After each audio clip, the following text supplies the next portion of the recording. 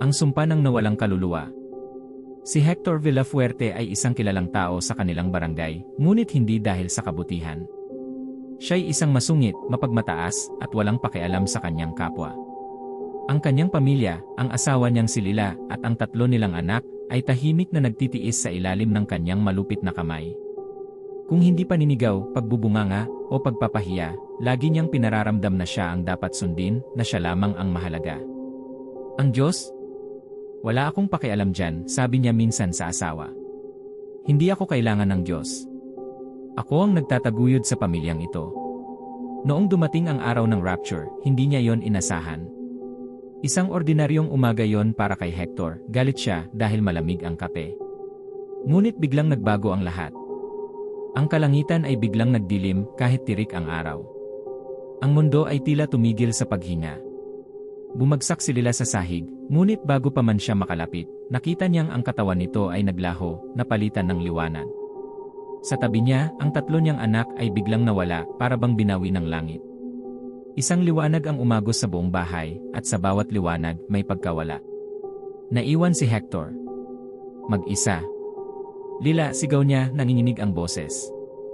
Mga anak, saan kayo pumunta? Walang sumagot. Tahimik ang buong bahay.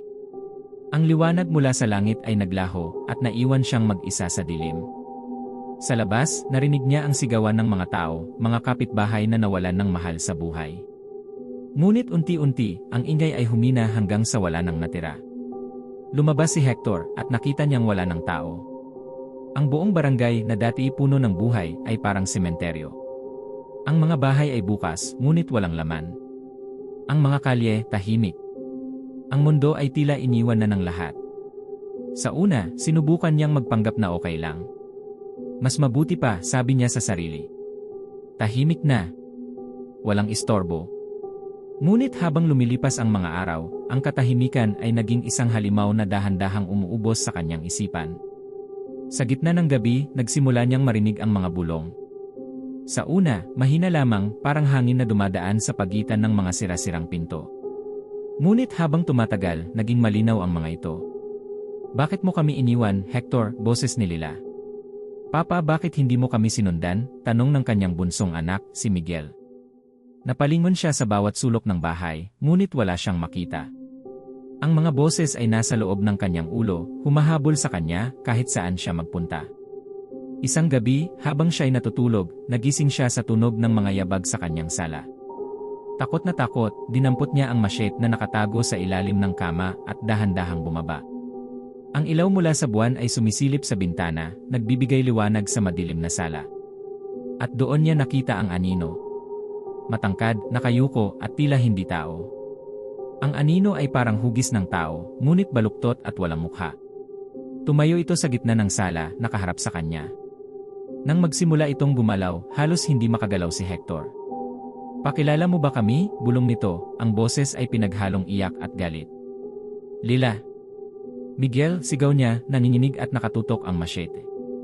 Ngunit ang anino ay nagpatuloy sa paglapit. Hindi kami makakaakyat dahil sa iyo, sabi ng anino.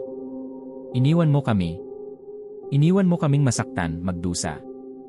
Ngayon, nandito kami para sunduin ka. Sumigaw si Hector at tumakbo palabas ng bahay. Ngunit kahit saan siya magpunta, naroon ang anino. Sa likod ng bawat pinto, sa dilim ng bawat kanto, sinusundan siya nito. Ang buong mundo ay naging isang bangungot. Paglipas ng mga araw, unti-unting naubos ang pagkain niya. Ang tubig ay naging bihira at ang katawan niya ay humina. Ngunit mas malala ang nangyari sa kanyang isip. Ang mga boses, ang mga anino, hindi siya tinitigilan. Isang gabi, habang nakaupo siya sa labas ng kanilang bahay, nakatingin sa madilim na kalangitan, narinig niya ang isang boses na hindi niya inaasahan. Patawad, sabi nito. Tumalikod siya at nakita ang hugis ni Lila, nakatayo sa dilim. Ngunit ang mukha nito ay hindi na tao, parang natutunaw, na may mga mata na parang butas sa kawalan. Hindi ko kaya, sabi ni Hector, umiiyak. Hindi ko alam na totoo ito. Hindi ka naniwala, sabi ni Lila, ang boses nito ay malamig. At dahil doon, ikaw ang huling tao sa lupa. At hindi ka na makakaligtas. Ang huling tunog na narinig sa barangay ay ang sigaw ni Hector, isang sigaw ng takot, pagsisisi, at sakit. Kinabukasan, tahimik na ulit ang mundo. Walang Hector. Walang kahit ano. Ang langit ay nanatiling madilim at ang lupa ay nanatiling walang buhay. Sa isang sulok ng barangay, ang machete ni Hector ay natagpuan, may bahid ng dugo, ngunit walang katawan. Ang huling alaala ng mundo ay isang lalaki na tumangging magbago, at isang ulap ng dilim na kumain sa kanyang kaluluwa. Gusto mo pa ng ganitong kwento? Huwag kalimutang mag-like, mag-comment, at mag-subscribe para sa mas marami pang nakakakilabot na kwento.